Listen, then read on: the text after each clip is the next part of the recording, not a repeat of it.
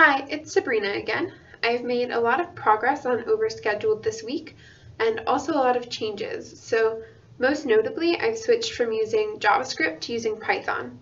So in JavaScript, I was downloading the text documents that contained all of the information about the courses, and then I was using JavaScript to manipulate those text documents. Well, this was taking a really long time, and I was pulling all of the information that wasn't relevant out of the text document.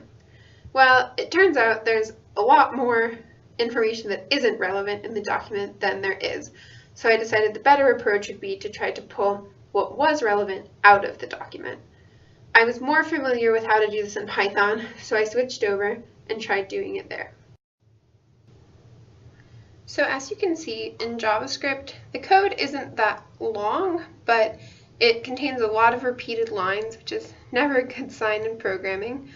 And then the Python code is much more readable and a similar length. However, the runtime is completely different. So in Python, this is the code running, and it's taking the text document and cleaning it up to contain basically tuples, where the first entry is the name and number of the course, and the second entry is the time of the course. So the time that took to run was constrained by how quickly I could print the output. So I'm a lot more comfortable with the runtime now than I was in JavaScript, which eliminates a huge risk.